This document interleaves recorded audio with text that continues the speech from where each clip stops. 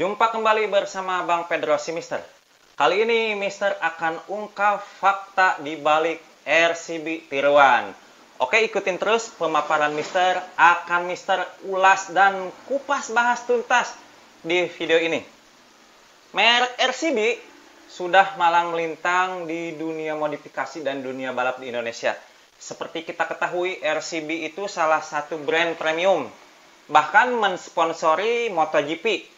Kalau nggak salah itu tim Repsol Honda juga disponsori oleh RCB, dan juga tim Petronas Yamaha juga disponsori oleh MotoGP. Selain itu di kelas Moto2 dan Moto3 juga disponsori. Nah, di sini nih, yang lagi ngetren itu velg RCB.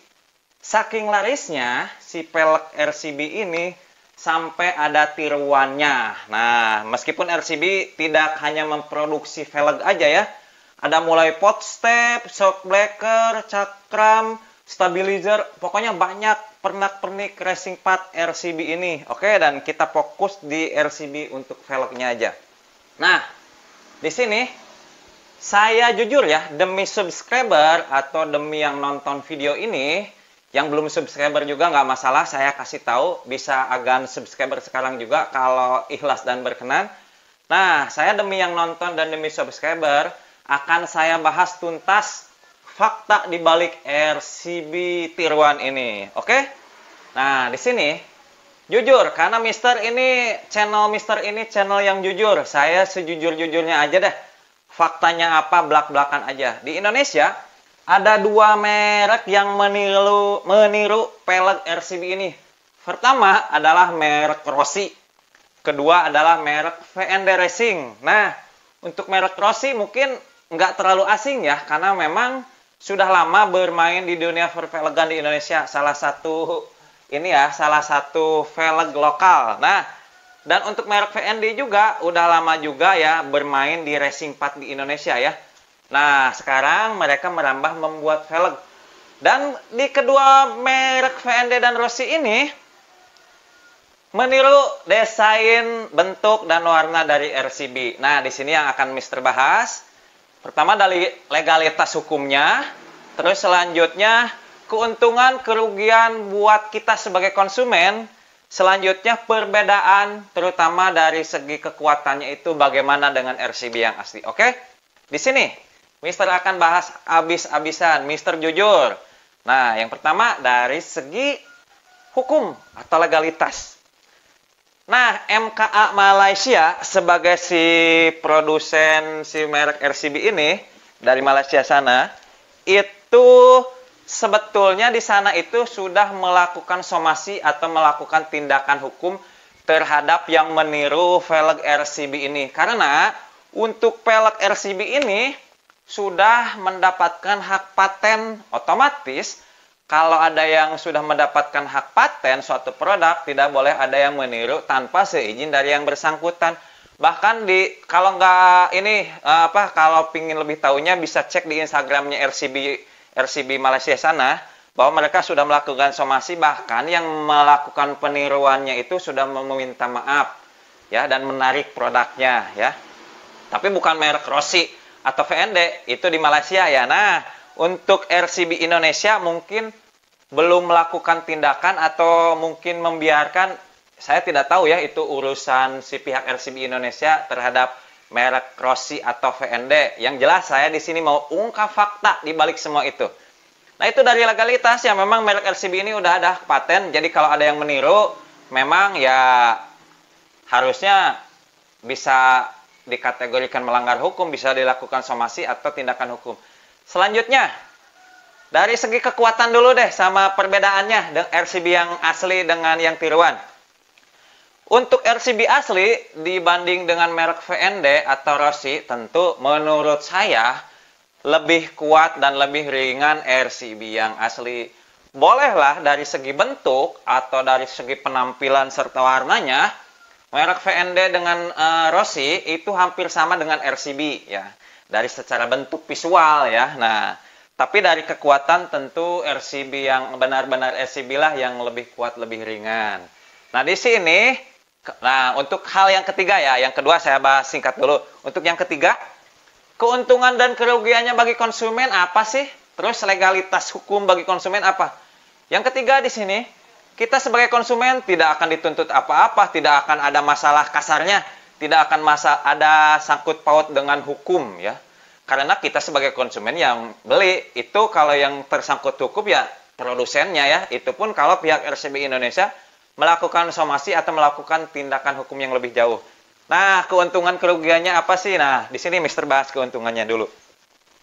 Jujur ya, kita jujurlah ngiler lah pasti sama produk RCB. Makanya saya juga di kedua motor Mister ini, saya pakai RCB juga ya, tipenya ya SP522 ya. Nah, bagi yang dananya terbatas tapi mengidam-ngidamkan model RCB, merek VND dan Rossi layak dipertimbangkan ya. Terlepas itu bukan RCB asli, kalau dari jauh nggak ada yang tahu kita pakai merek Rossi atau pakai merek VND. Taunya orang-orang kan, wah dari jauh apalagi selewat kan, nyangkanya RCB yang asli gitu. Nah, itu keuntungannya ya. Dengan dana terbatas atau bahkan hampir setengahnya, kita dapat bentuk RCB, penampilan RCB dengan merek Rossi atau VND. Itu keunggulan dari yang kita dapat. Nah, kerugian ini apa?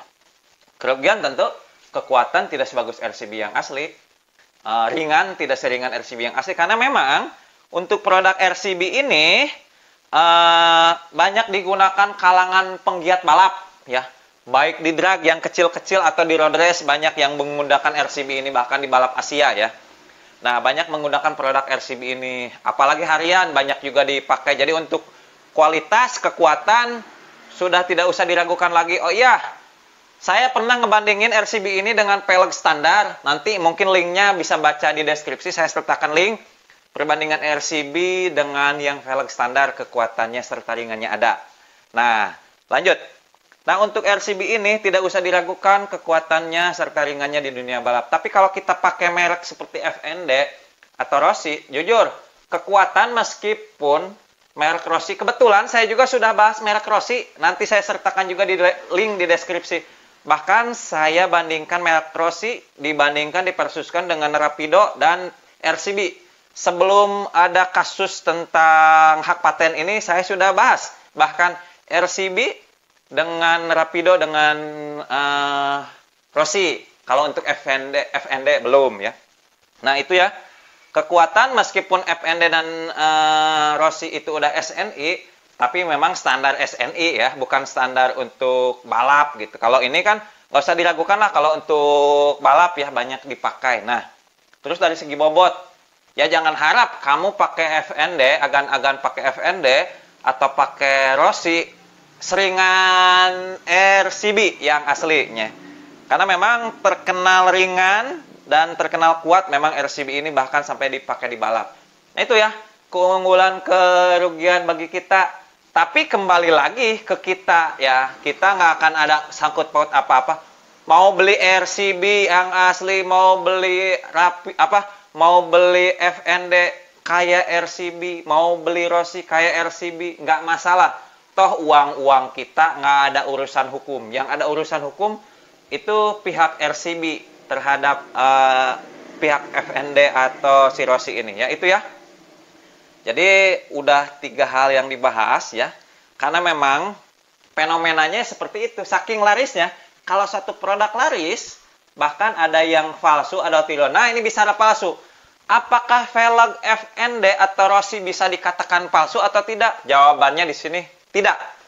Kenapa tidak?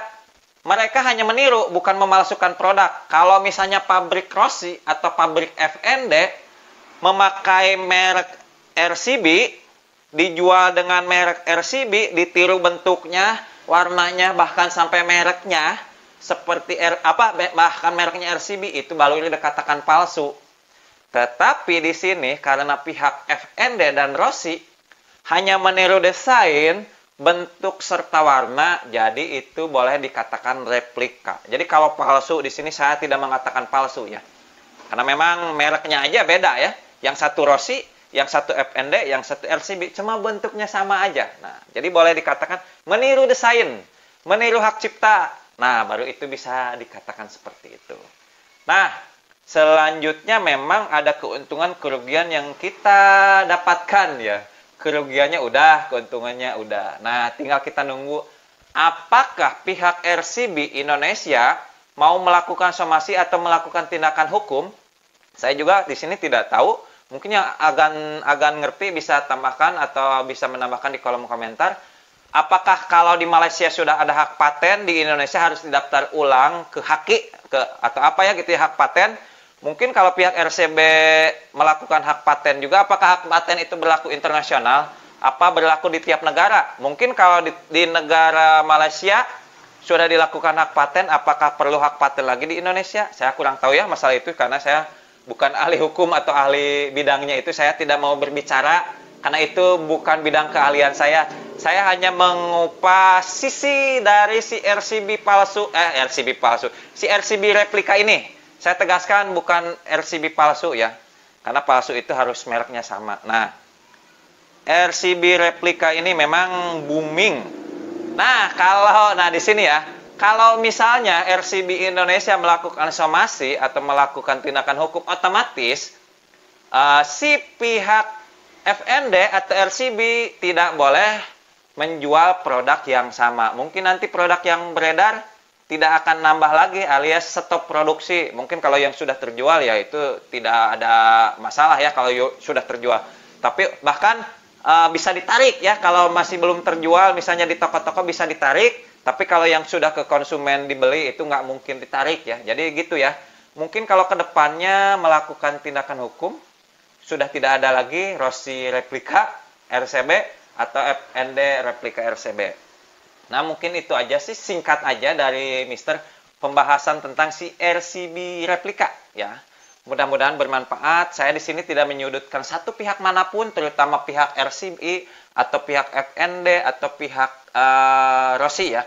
Saya di sini hanya mengungkap fakta di balik semua ini, mengungkap fakta di balik si velg replika RCB ini, karena takutnya ada konsumen yang awam yang nggak tahu, disangkanya RCB, beli produk itu akhirnya menyesal di kemudian hari, karena bagaimanapun juga kekuatan, performa serta ringannya tidak akan melebihi si RCB yang asli. Kalau di bawahnya ya mungkin, tapi kalau kitanya pingin dengan dana terbatas model RCB ya silahkan, hak kita untuk membeli produk manapun juga.